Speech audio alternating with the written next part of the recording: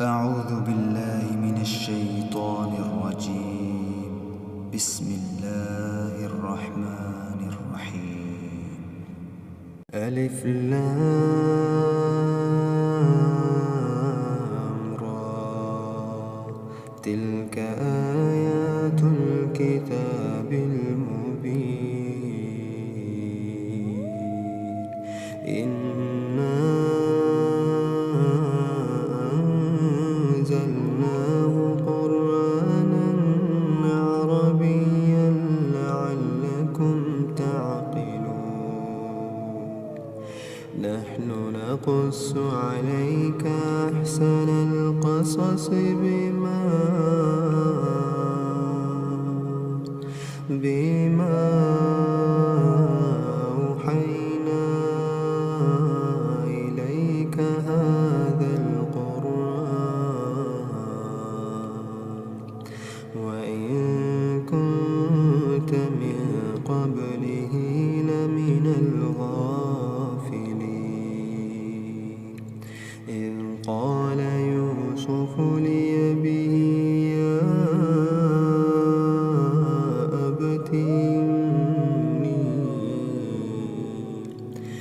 يا أبت إني رأيت 11 كوكبا والشمس والقمر رأيتهم لي ساجدين. قال يا بني لا تقصص رؤياك على إخوتك فيكيدوا لك كيدا، إن الشيطان للإنسان عدو مبين. وكذلك يجتبيك ربك ويعلمك من تأويل الأحاديث ويتم نعمته عليك وعلى آل يعقوب كما أتمها على أبويك من قبل إبراهيم وإسحاق، إن ربك عليم حكيم. لقد كان في يوسف وإخوته آيات للسائلين، إذ قالوا ليوسف وأخوه أحب إلى أبينا منا ونحن عصبة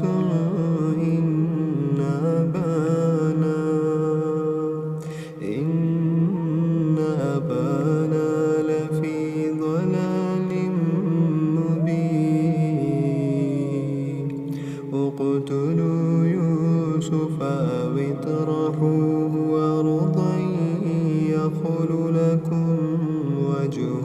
أبيكم وتكونوا من بعده قوما صالحين. قال قائل منهم لا تقتلوا يوسف وألقوه في غيابة الجب يلتقطه بعض السيارة إن كنتم فاعلين. قالوا يا أبانا ما لك لا تأمنا على يوسف وإنا له لناصحون. أرسله معنا غدا يرتع ويلعب وإنا له لحافظون قال إني ليحزنني أن تذهبوا بي وأخاف أن يأكله الذئب وأنتم عنه غافلون قالوا لئن أكله الذئب ونحن عصبة إنا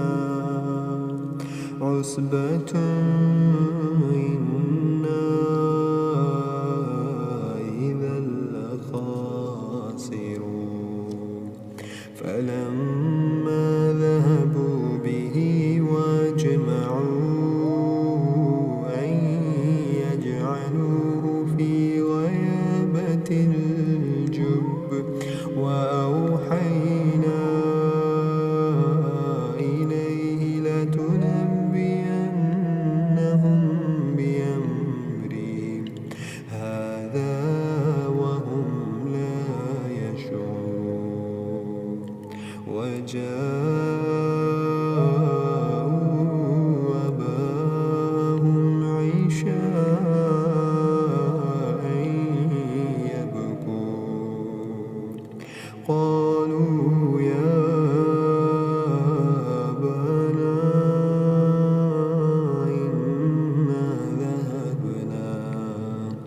إنا ذهبنا نستبق وتركنا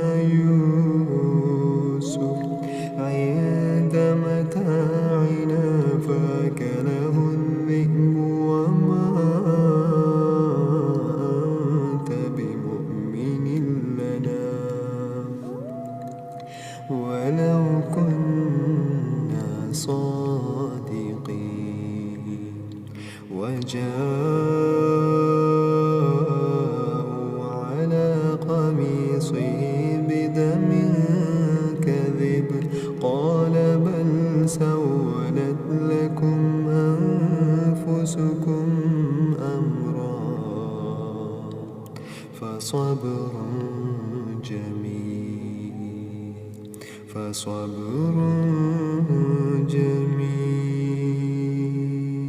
والله المستعان على ما تصفون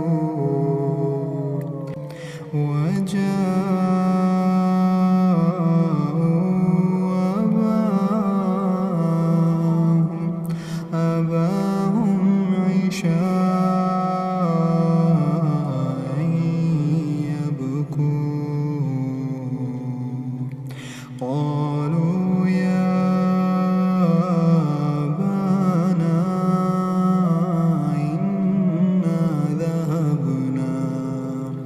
إنا ذهبنا نستبق وتركنا يوسف عند متاعنا فأكله الذئب وما أنت بمؤمن لنا ولو كنا صادقين وجاءوا على قميصه بدم كذب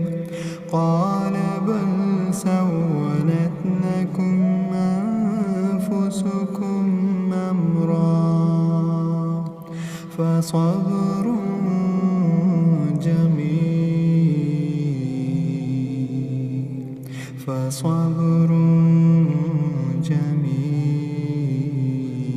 جميل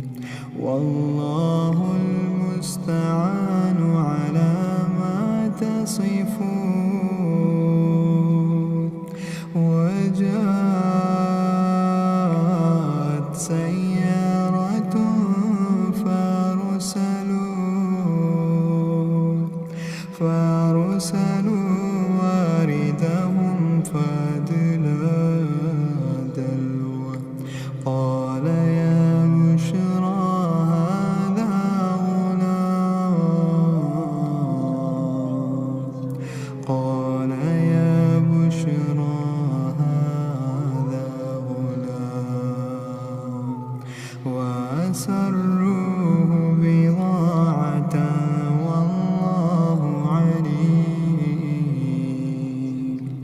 والله عليم بما يعملون وشروه بثمن بخس دراهم معدودة وكانوا فيه من الزاهدين وقال الذي اشتراه من مصر لامرأته أكرمي مثواه عسى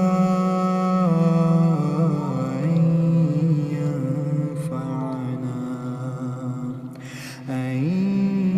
ينفعنا أو نتخذه ولدا وكذلك مكنا ليوسف في الأرض ولنعلمه من تأويل الأحاديث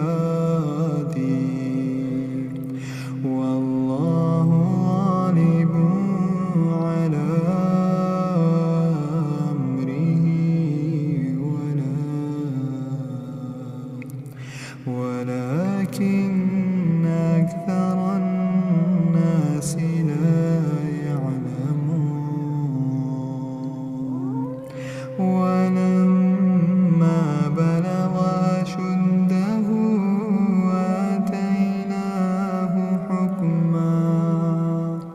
آتيناه حكما وعلما وكذلك نجزي المحسنين وراودته التي هو في بيتها عن نفسه وغلقت الأبواب وقالت هيت لك قال معاذ الله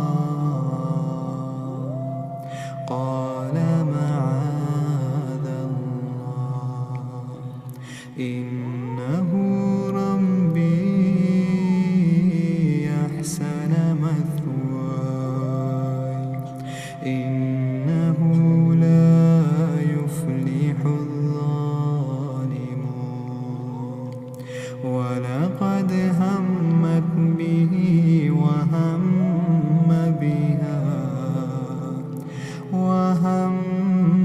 بها لولا برهان ربي كذلك لنصرف عنه السوء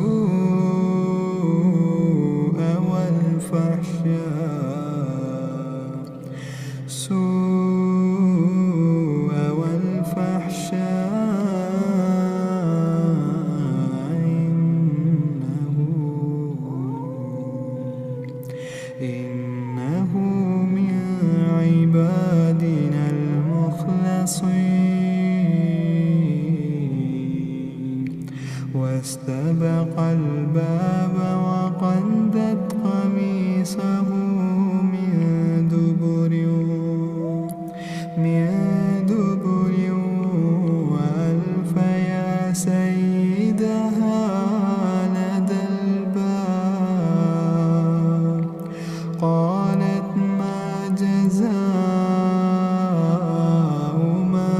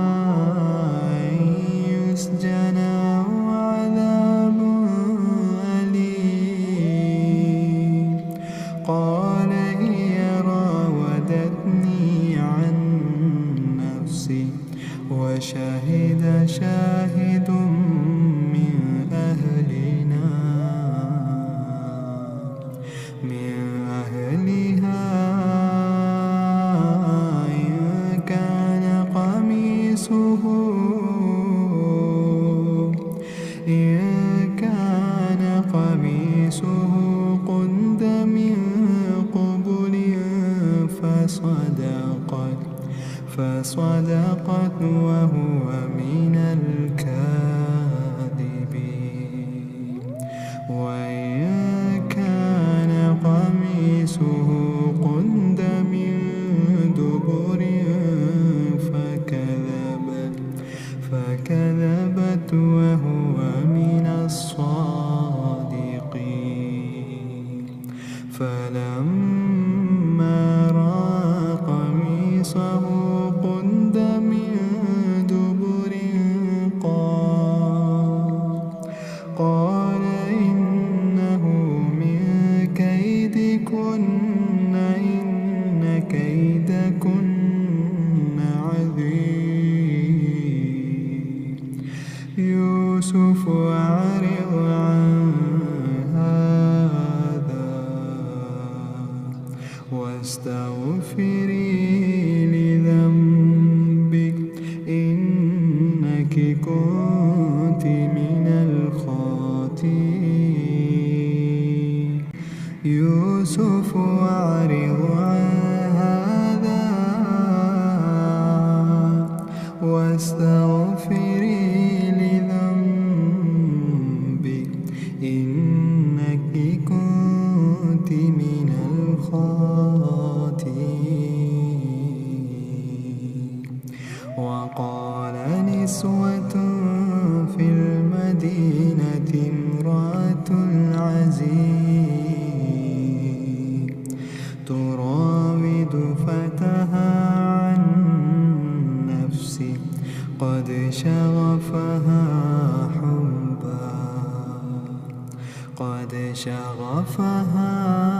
حبا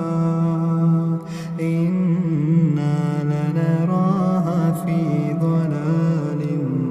مبين. فلما سمعت بمكرهن أرسلت إليهن وأعتدت لهن متكئا وآتت كل واحدة منهن سكينا وقالت اخرج عليهن. فلما رأينه أكبرنه وقطعن أيديهن وقلن حاش لله ما هذا بشرا إن هذا إلا ملك كريم.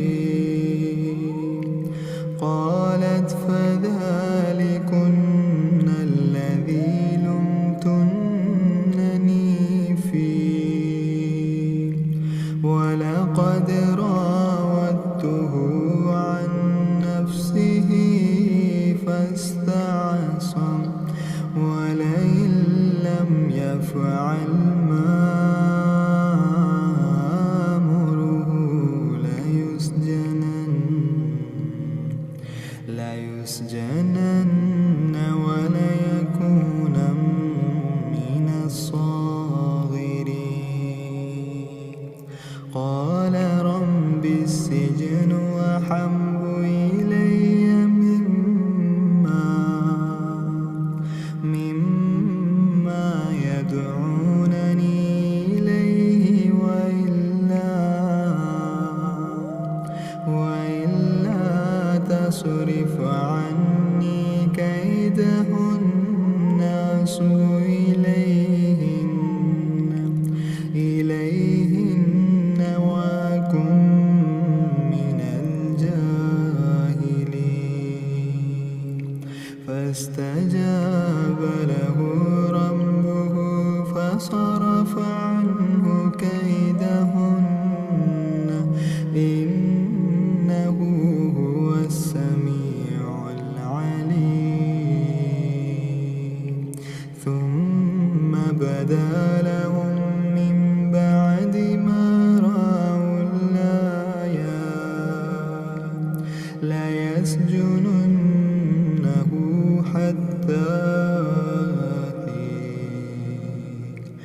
ودخل معه السجن فتيان قال أحدهما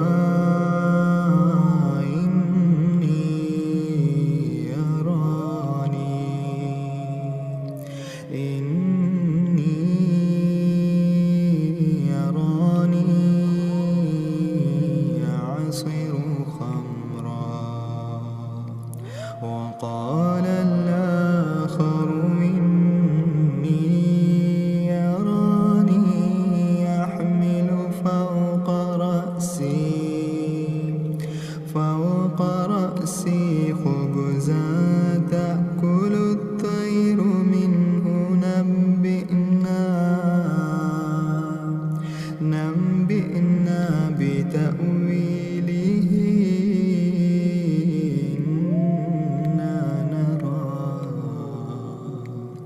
إنا نراك من المحسنين قال لا يأتيكما طعام ترزقانه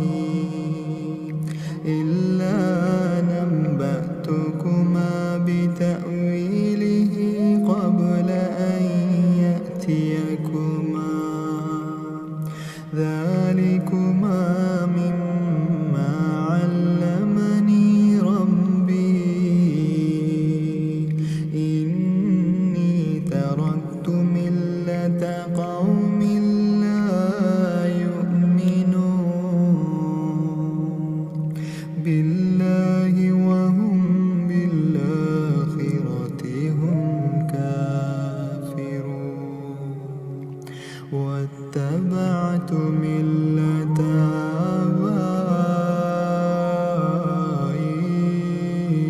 آبائي إبراهيم وإسحاق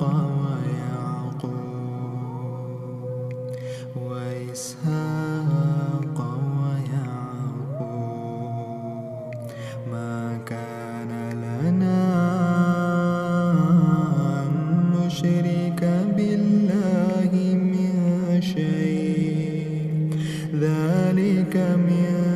فضل الله علينا وعلى الناس ولكن أكثر الناس لا يشكرون يا صاحبي السجن أرباب متفرقون خير أم الله الواحد القهار ما تعبدون من دونه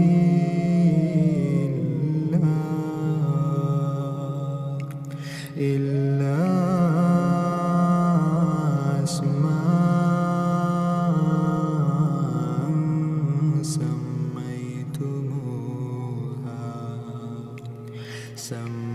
سميتموها أنتم وآباؤكم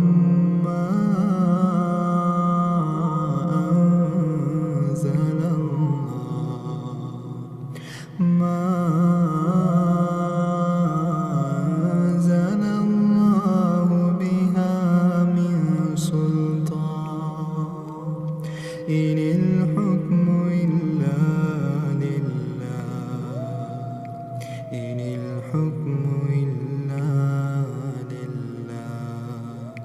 أمر ألا تعبدوا إلا إياه ذلك الدين القيم ولكن أكثر الناس لا يعلمون يا صاحبي السجن أما أحدكما فيسقي ربه خمرا وأما الآخر فيصلب فتأكل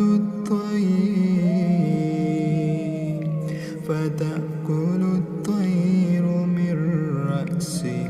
قضي الأمر الذي فيه تستفتيان وقال للذي ظن أنه ناج منهما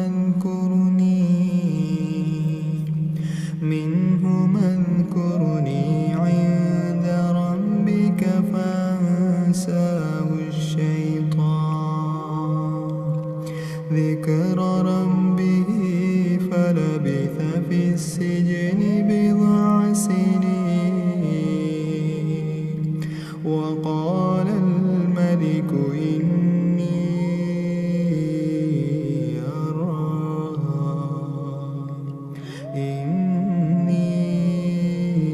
أرى 7 بقرات سمان يأكلهن 7 عجاف و7 سنبلات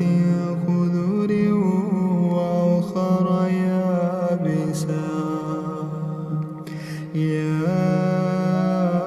أيها الملأ أفتوني في رؤياي إن كنتم للرؤيا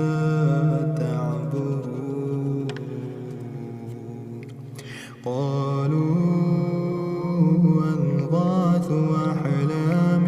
وما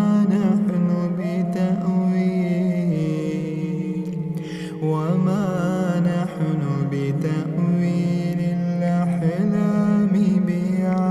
بعالمين وقال الذي نجا منهما وادكر بعد أمة أنا أنبئكم بتأويله فأرسلون يوسف أيها الصديق أفتنا في 7 بقرات سمان يأكلهن 7 عجاف و7 سنبلات خضر وأخر يابسات لعلي أرجع إلى الناس لعلهم يعلمون قال تزرعون 7 سنين دابا فما حسدتم فذروه في سنبله إلا قليلا مما تأكلون ثم يأتي من بعد ذلك 7 شداد يأكلن ما قدمتم لهن إلا قليلا مما تحسنون ثم يأتي من بعد ذلك عام فيه يغاث الناس وفيه يعصرون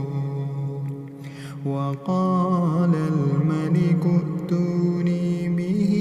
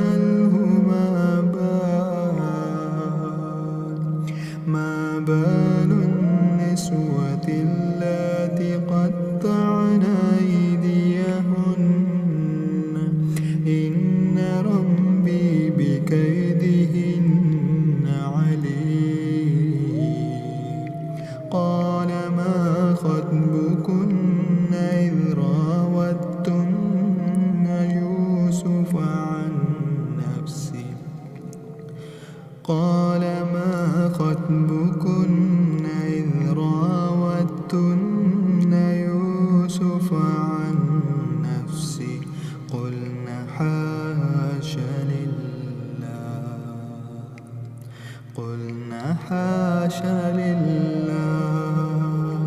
ما علمنا عليه من سوء. قالت امرأة العزيز الآن حسحس الحق وأنا راودته عن نفسي وإنه لمن الصادقين. ذلك ليعلم أني لم أخنه بالغيب وأن الله لا يهدي كيد الخائنين. وما أبرئ نفسي إن النفس لأمارة بالسوء إلا ما رحم ربي إن ربي غفور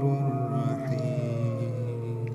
وقال الملك ائتوني به يستخلصه لنفسي. فلما كلمه قال إنك اليوم لدينا مكين أمين. قال اجعلني على خزائن الأرض إني حفيظ عليم. وكذلك مكنا ليوسف في الأرض يتبوأ منها حيث يشاء نصيب برحمتنا من نشاء ولا نضيع أجر المحسنين. ولأجر الآخرة خير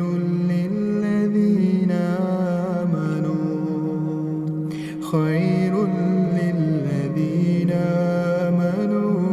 وكانوا يتقون. وجاء إخوة يوسف فدخلوا عليه فعرفهم وهم له منكرون.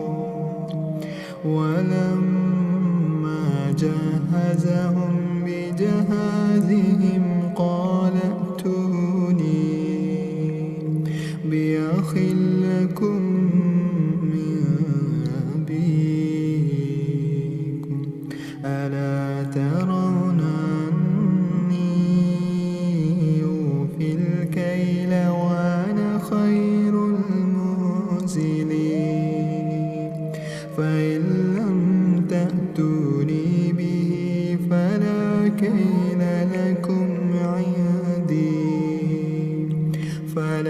كيل لكم عندي ولا تقربون.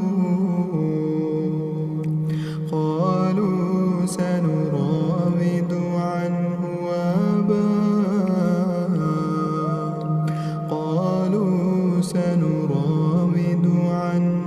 أباه وإنا لفاعلون. وقال لفتيانه اجعلوا بضاعتهم في رحالهم لعلهم يعرفونها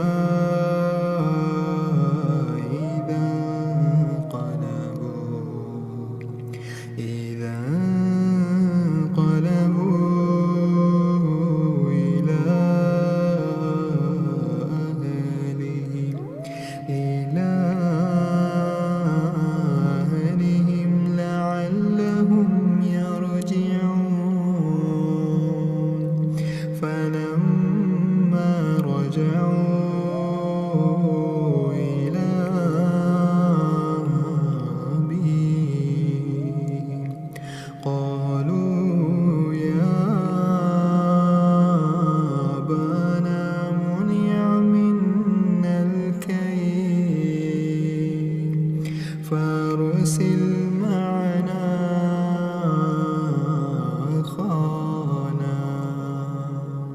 معنا قال نكتل وإنا له لحافظون قال هل آمنكم عليه إلا كما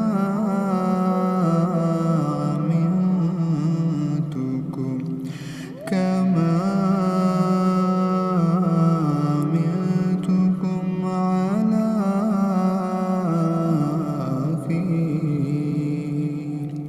على أخيه من قبل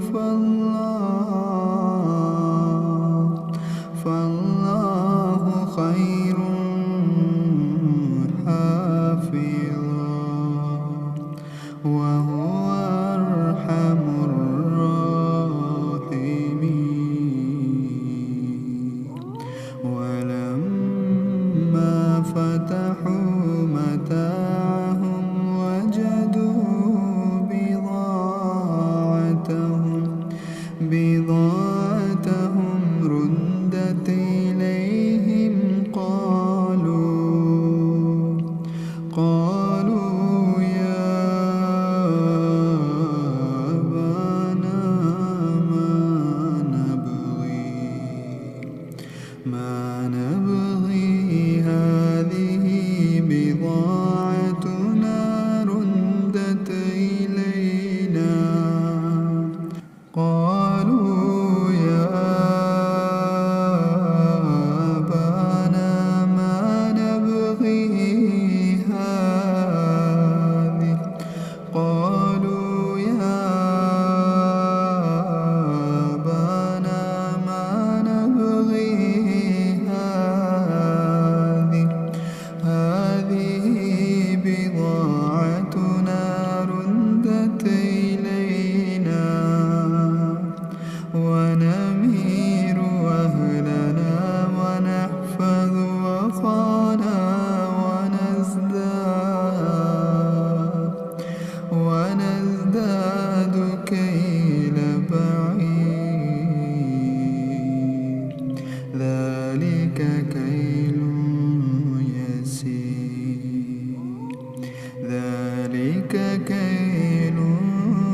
يسير قال لا أرسله معكم حتى تؤتوني موثقا من الله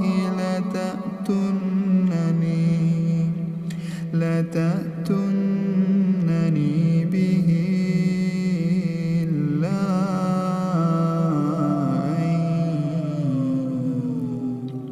إلا أن يحاط بكم فلما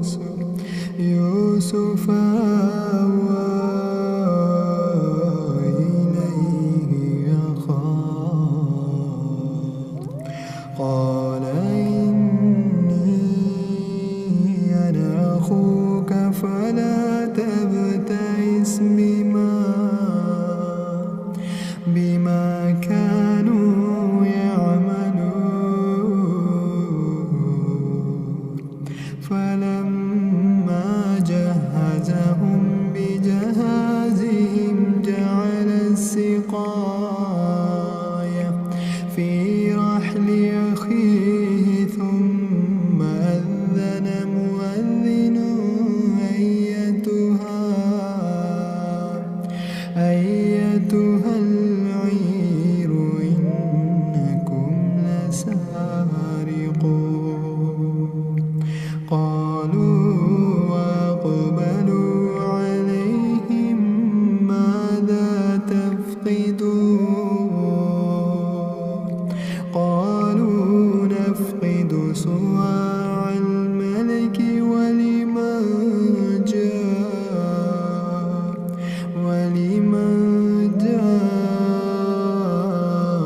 به حمل بعير وأنا به زعيم قالوا تالله لقد علمتم ما جئنا لنفسد في الأرض وما كنا سارقين قالوا فما جزاؤه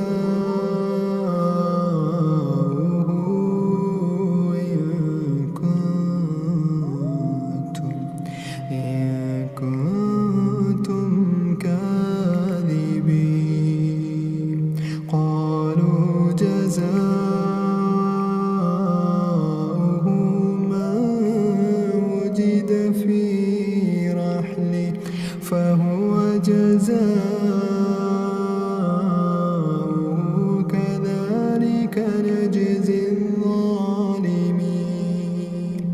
فبدأ بأوعيتهم قبل وعاء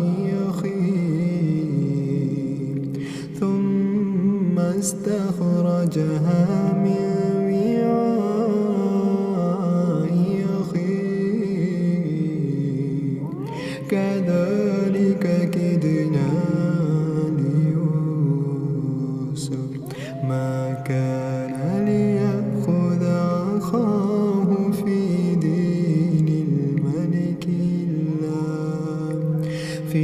دين الملك إلا أن يشاء الله نرفع درجات من نشاء وفوق كل ذي علم عليم قالوا يسرق فقد سرق أخ له من قبل فأسرها يوسف في نفسه ولم يبدها لهم قال أنتم شر مكانا والله أعلم بما تصفون قالوا يا أيها العزيز إن له أبا شيخا كبيرا فخذ أحدنا مكانه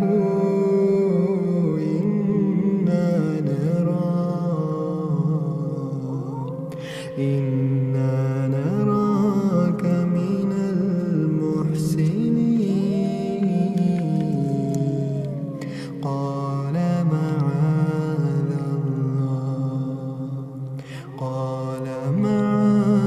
الله أن نأخذ إلا من وجدنا متاعنا عنده إنا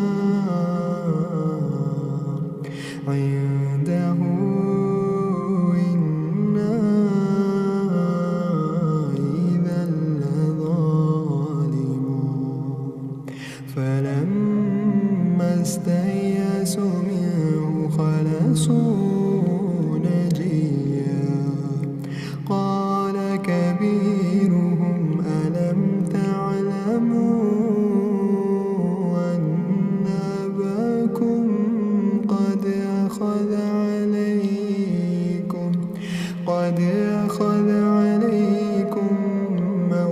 توفيقا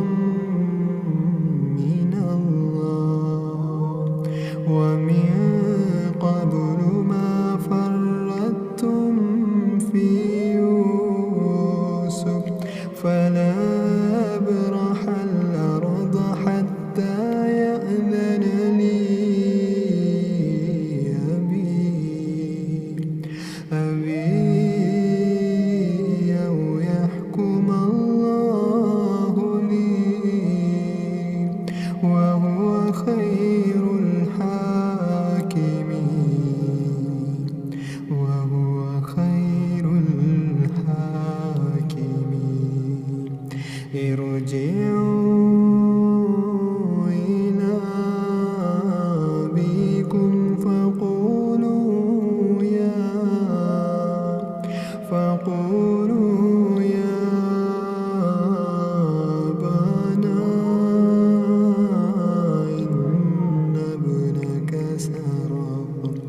إن ابنك سرق وما شهدنا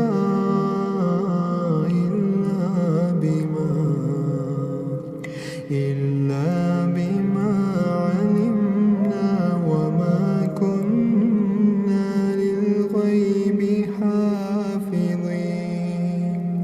واسأل القرية التي كنا فيها والعير التي يقبلن فيها وإنا لصادقون.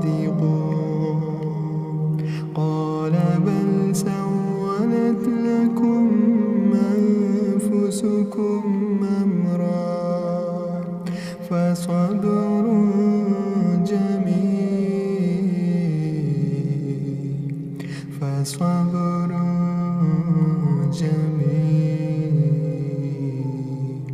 عسى الله أن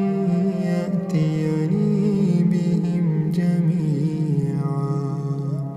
إنه هو العليم الحكيم.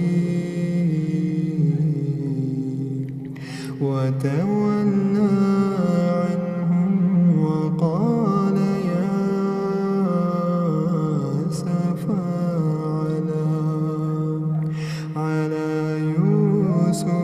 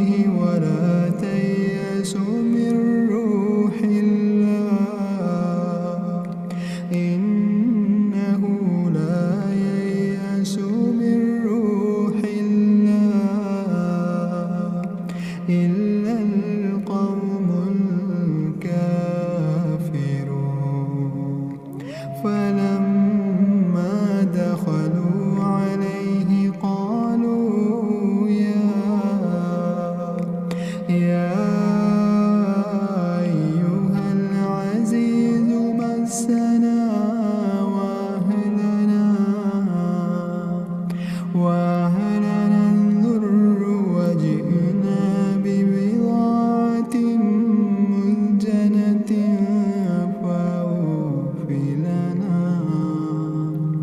فأوفِ لنا الكيل وتصدق علينا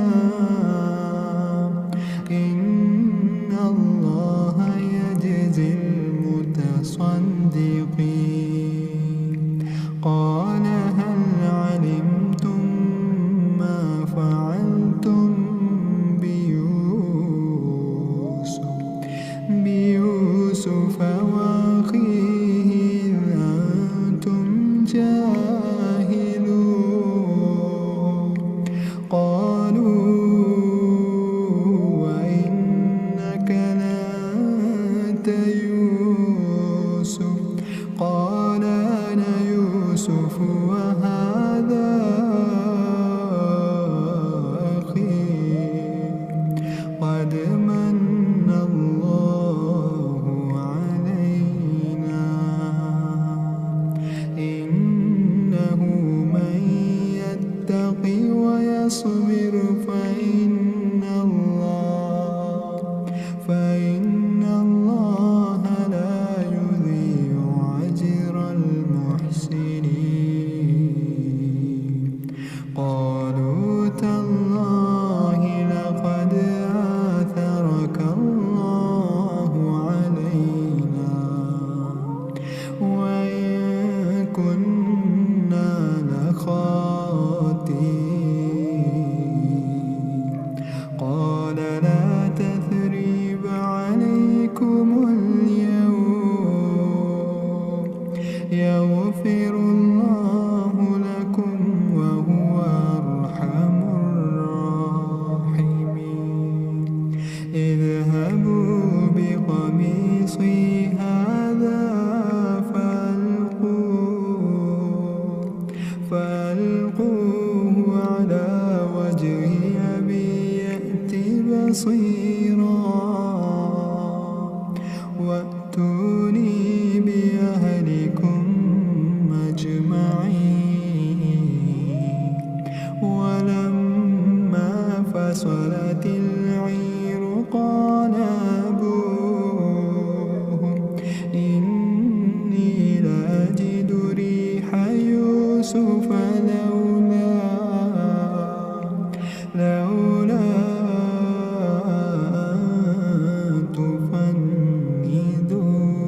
تفندون قالوا تالله إنك لفي ضلالك القديم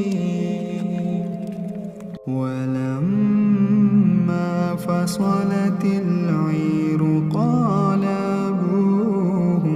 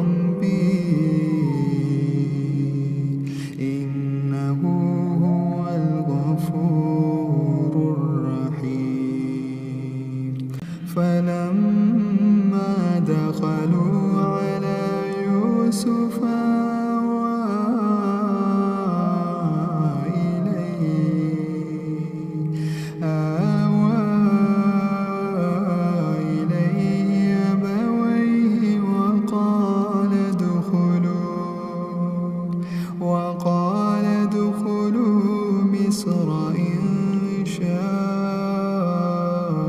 الله آمنين ورفع أبويه على العرش وخروا له سجدا وقال يا أبت هذا تأويل رؤياي من قبل قد جعلها ربي حقا وقد أحسن بي إذ أخرجني من السجن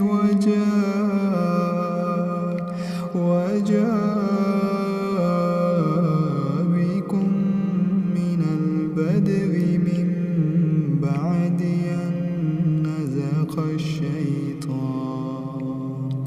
أن نزغ الشيطان بيني وبين إخوتي إن ربي لطيف لما يشاء إنه هو العليم الحكيم رب قد آتيتني من الملك وعلمتني من تأويل الأحاديث فاطر السماوات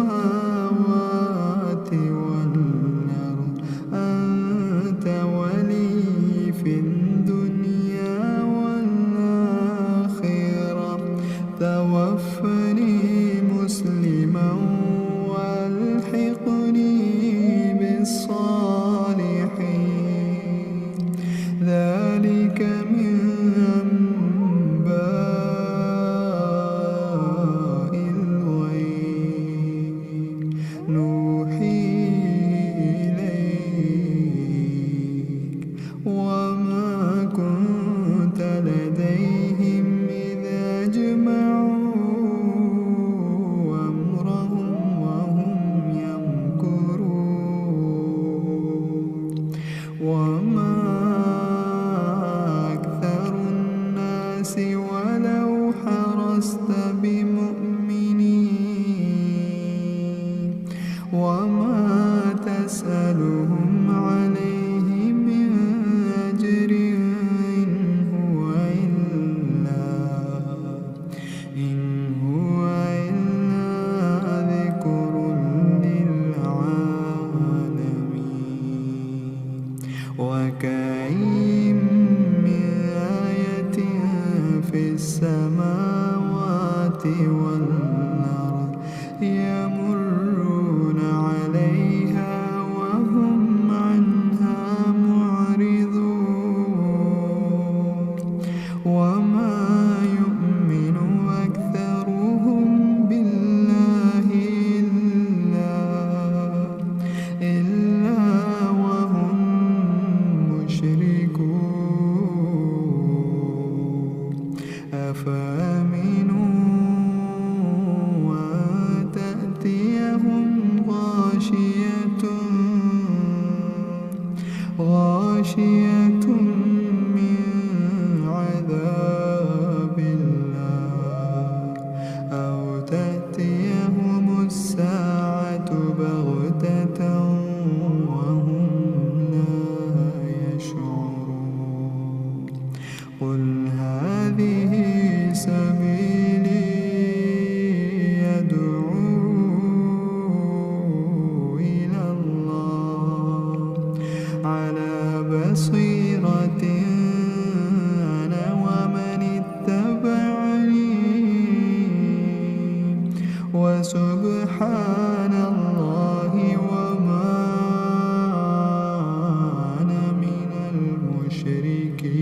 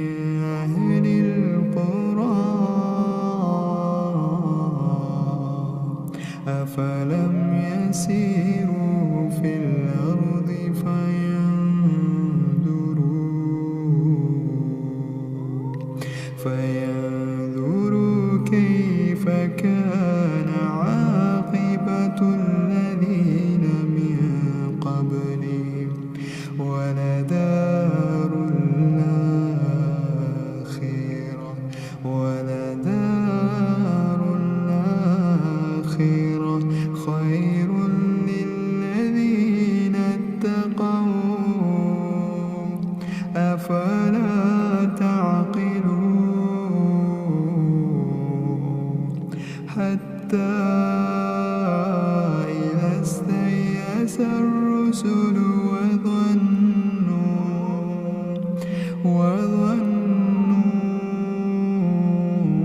أنهم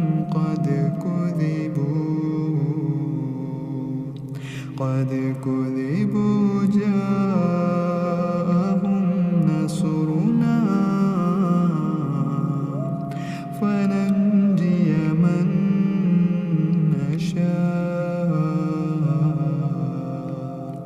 فننجي من نشاء ولا يرد بأسنا